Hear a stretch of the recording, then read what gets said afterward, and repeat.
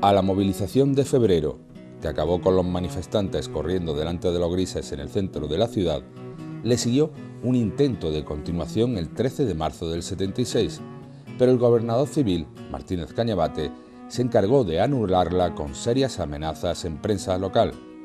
Por otra parte, ya se veía venir que la censura terminaba por agotarse. A principios de 1976 ya se vislumbraba luz que comenzaría por el cine. Tantos años de represión generaron el cine del destape y las pantallas se llenaron de desnudos incontrolados. Duró solo un lustro esta moda.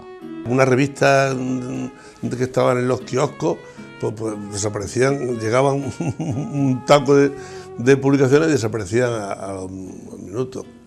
Y las proyecciones en cine, bueno, aquello era una situación normal después de tantos años de recato y de exigencia de películas calificadas y tantas historias, pues les digo que hubiera una válvula de escape también en el ámbito sexual. Durante la segunda mitad de esta década se crea el Polígono del Valle gracias al movimiento vecinal, la expansión demográfica y la inmigración gradual de la población rural hacia la capital, mermando considerablemente nuestros pueblos en perjuicio de un ayuntamiento que no podía generar nuevos servicios con un presupuesto limitado a 325 millones de pesetas. 864 viviendas se crearon para dar cabida a esta nueva población. El salario mínimo era de 345 pesetas, una cantidad ridícula si analizamos la inflación de la época. También se había expandido el comúnmente llamado Gran Eje o la Alcantarilla y creado barrios nuevos como San Felipe o El Tomillo.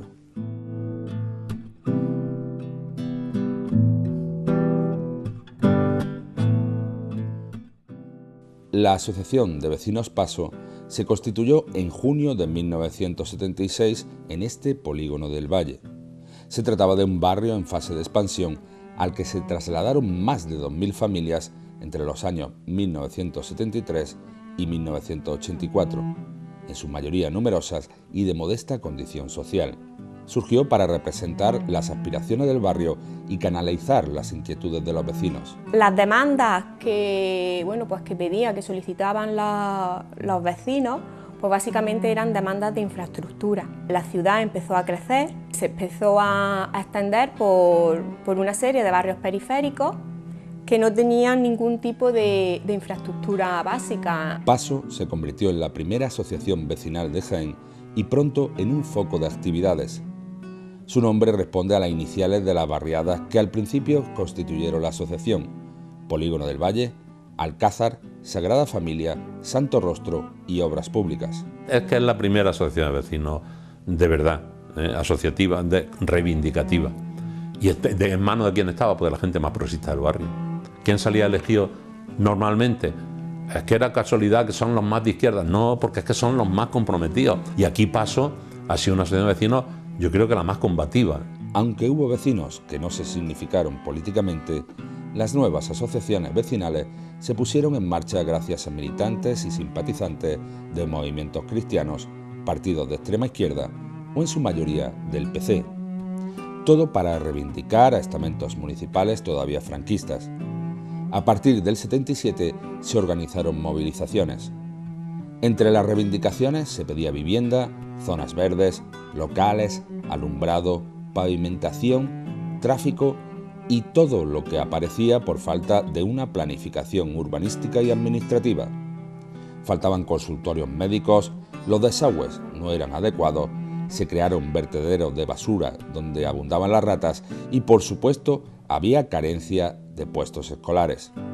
Tampoco ayudó las declaraciones de Antonio Herrera cuando dijo: las barriadas nunca han estado mejor atendidas que ahora.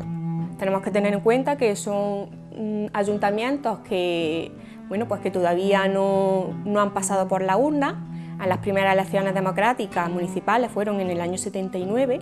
Entonces, estas asociaciones de vecinos también reclamaban tener un ayuntamiento democrático. De forma que podemos decir que se produce una fusión entre esa reclamación del poder democrático y de infraestructura. Tras la creación de Paso, en el polígono del Valle, vinieron otras asociaciones en la Alcantarilla o la Glorieta, precisamente en barrios de reciente construcción. Era una forma de lucha legal dentro de la ilegalidad política. En el PC se fueron montando los comités locales y abandonando la estructura en células hasta llegar a la creación de la primera dirección provincial, cuyo secretario general fue Felipe Alcaraz, acompañado de una ejecutiva donde estaba Pilar García, Concha Caballero, Paco Zaragoza, Esteban Flores, Manuel Anguita o Rosario Ramírez.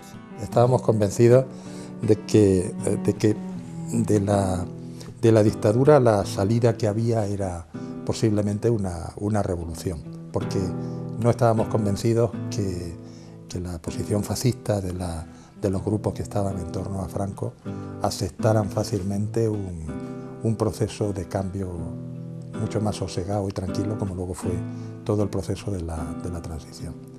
Y por eso, de alguna forma, pensábamos que había que estar preparados. Esa constitución del Comité Provincial tuvo lugar precisamente en mi casa, en la plaza de San Bartolomé, enfrente de la iglesia de San Bartolomé, en lo que creo recordar que le llamaban la Casa del Miedo o algo así.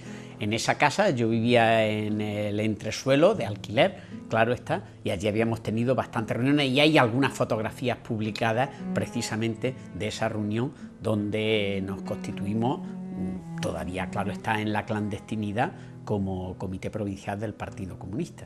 En un piso situado en Núñez de Balboa vivían dos estudiantes de la Escuela Politécnica, Luis García y Carlos Expósito, que se encontraban escondidos en el mismo porque estaban perseguidos en Andújar. Allí tenían una vietnamita para editar documentos y panfletos. La policía entró para detenerlos.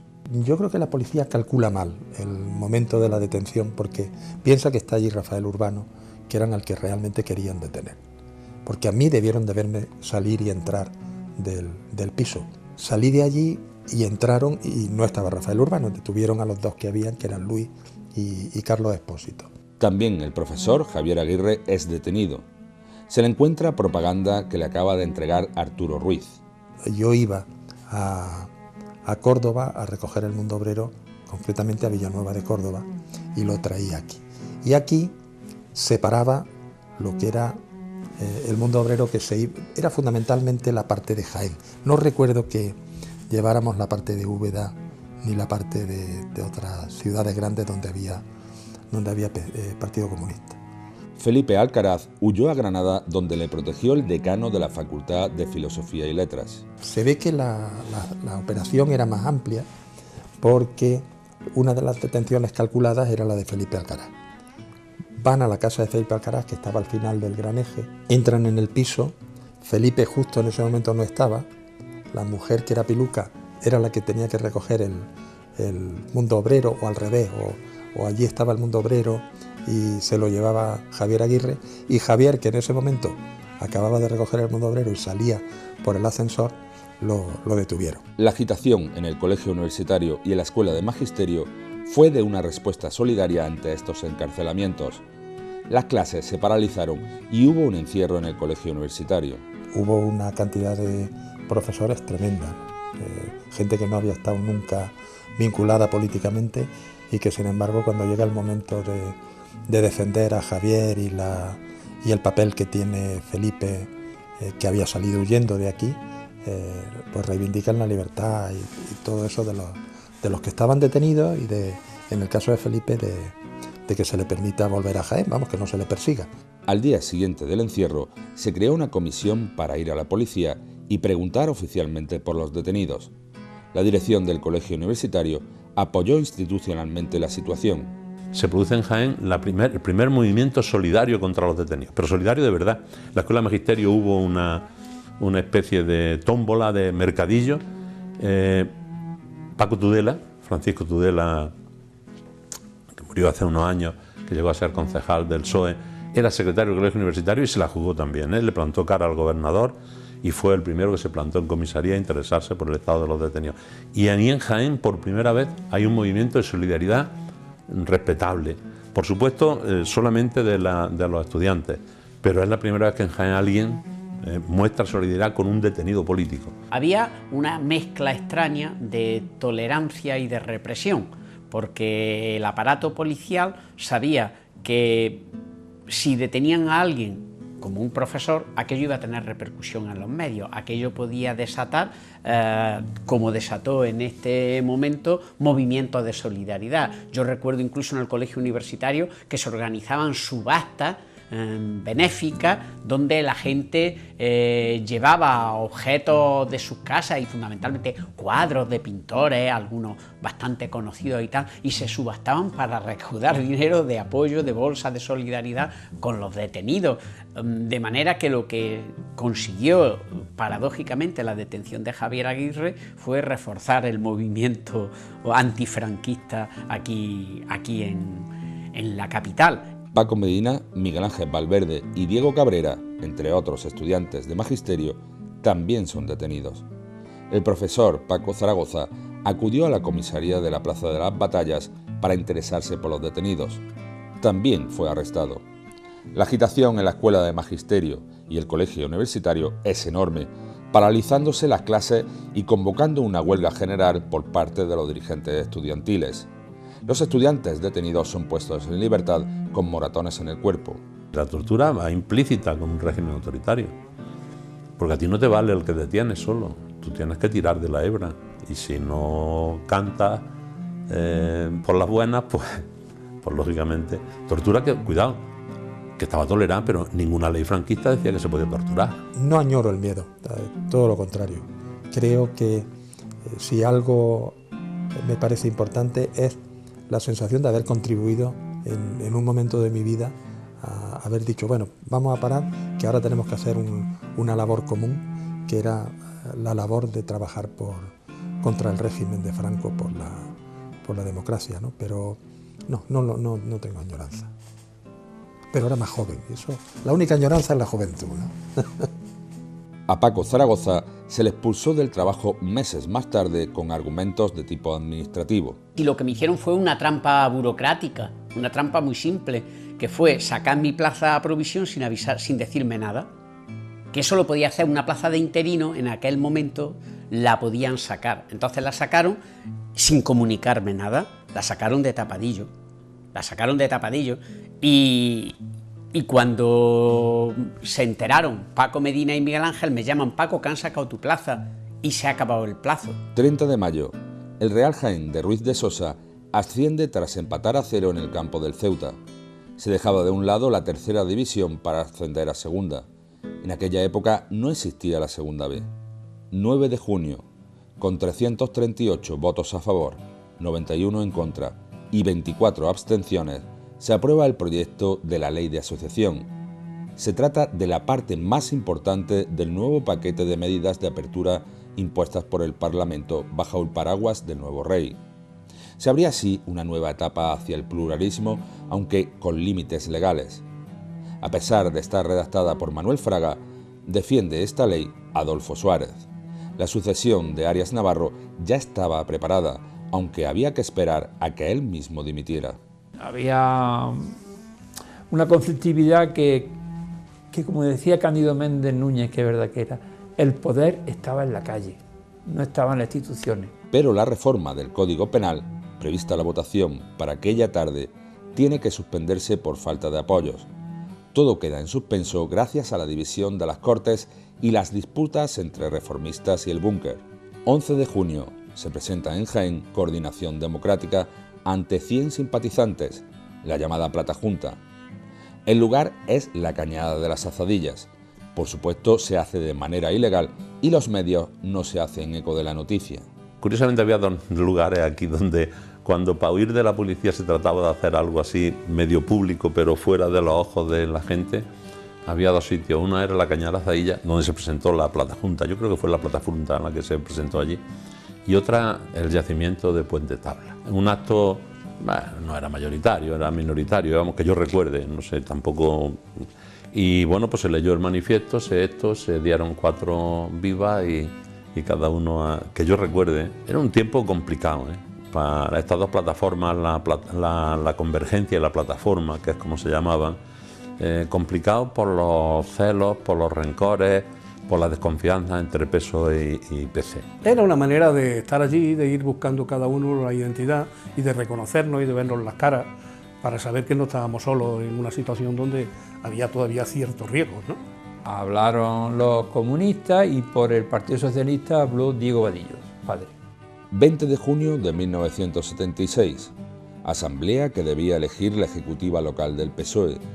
Era la excusa perfecta para contar con la presencia de Alfonso Guerra.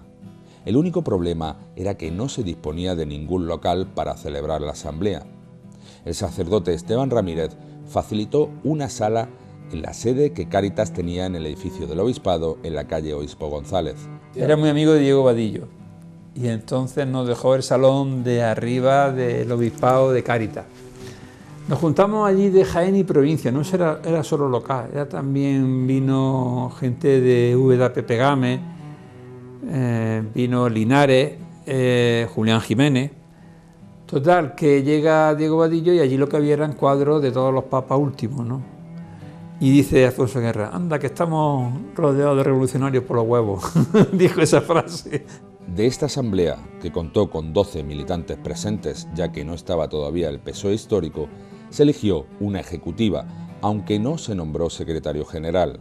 En primer lugar se elige la primera ejecutiva de aquí de Jaén Capital y en segundo lugar recibimos a Alfonso Guerra, que nos estuvo, en fin, explicando un poco la coyuntura nacional y cuáles eran los objetivos fundamentales, que no eran otros que el crecimiento del partido en la provincia, ¿no? El problema del PSOE en Jaén Capital es que tenía la estructura más débil de la provincia, frente a Linares y La Carolina. De hecho, Cándido Méndez, padre, escribió una carta a Madrid diciendo que no encontraba socialistas, que no había socialistas aquí en Jaén.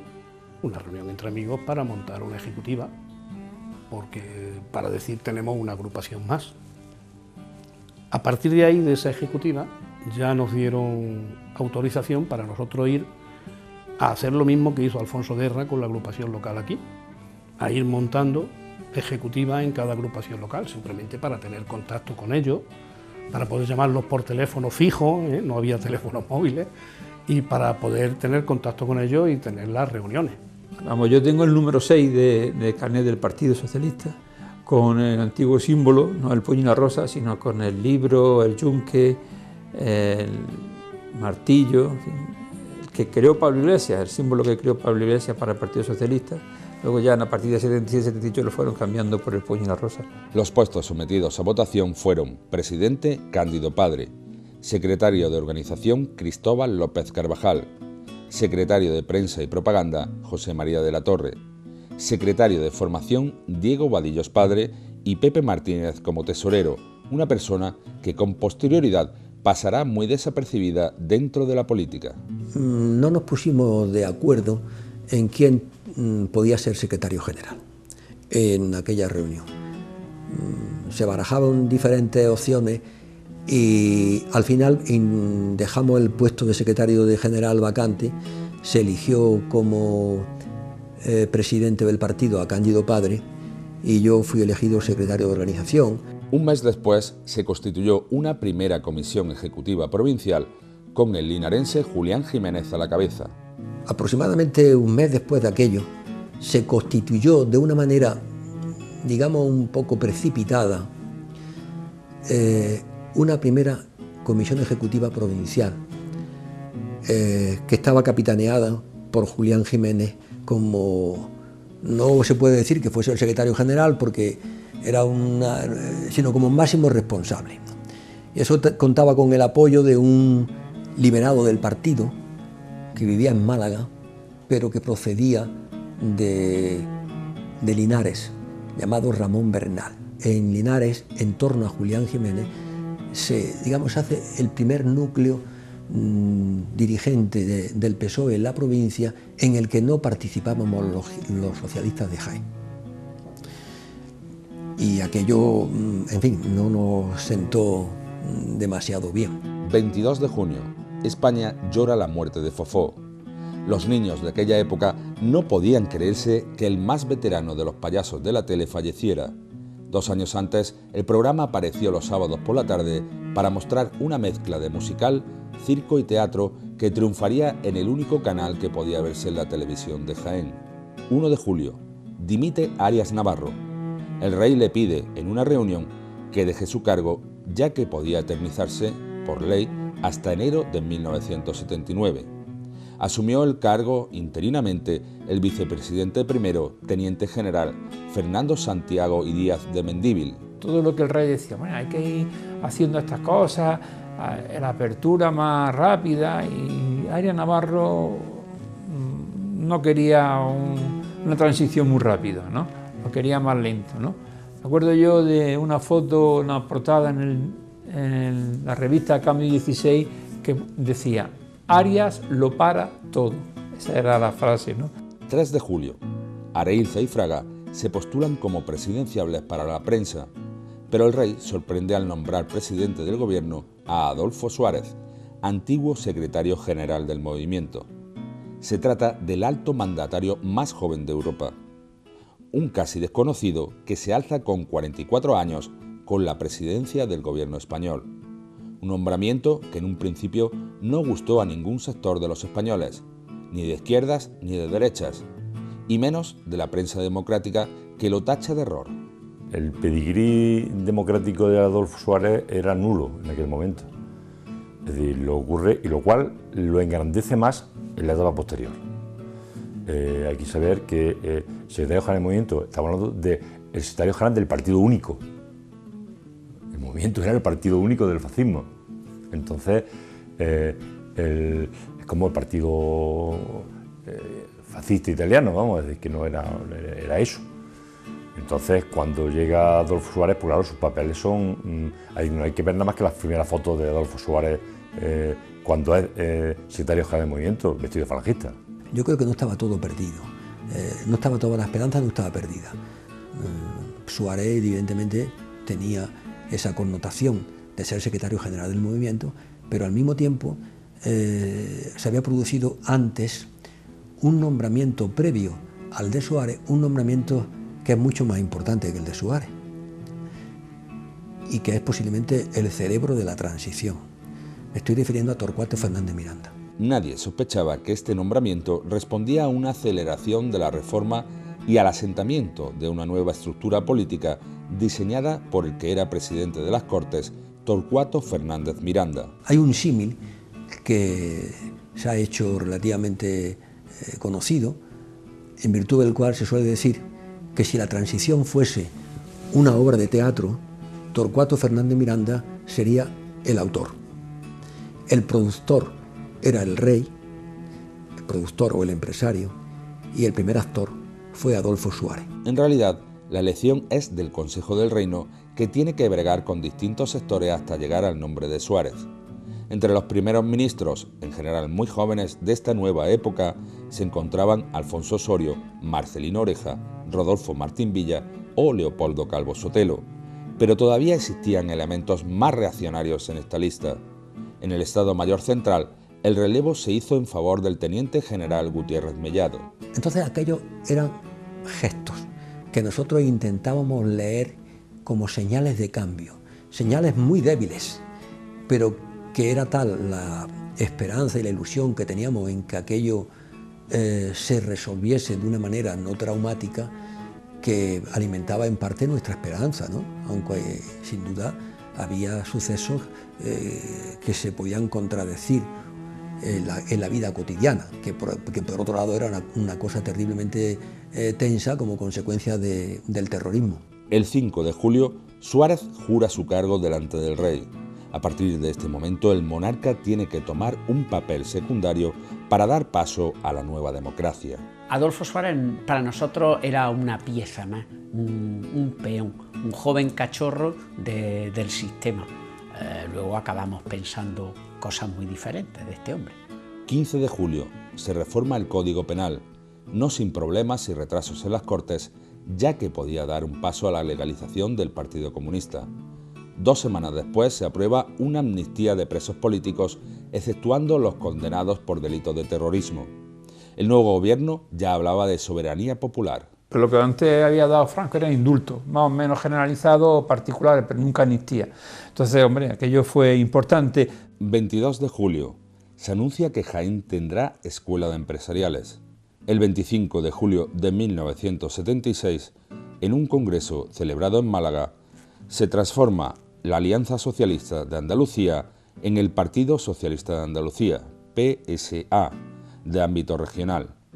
La Secretaría Provincial del partido recaería en las manos de Pilar Palazón. Para participar en las elecciones, a las primeras legislativas, presenté la dimisión como concejala para poder participar, porque yo iba encabezando la lista del PSA al Parlamento Español, al Congreso.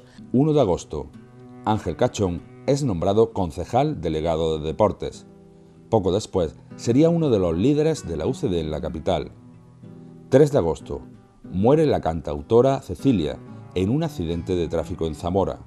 Se encontraba en la cima del éxito tras lanzar canciones como Un ramito de violetas, Mi querida España, Dama Dama o Amor de medianoche. Su lírica está vinculada al existencialismo y a la canción protesta feminista. 6 de agosto, 1000 sindicalistas son amnistiados. Comienza una nueva etapa para los sindicatos ilegales. Tiempos raros en este 1976, con un gobierno heredado del franquismo que decía encaminarse hacia la democracia y una oposición escéptica que solicitaba con urgencia su dosis de poder, como muestra la portada del diario Jaén del 20 de noviembre de 1976, donde se alterna el futuro referéndum con las imágenes de Franco en el primer aniversario de su fallecimiento y de José Antonio Primo de Rivera. Incertidumbre total para el jiennense de a pie.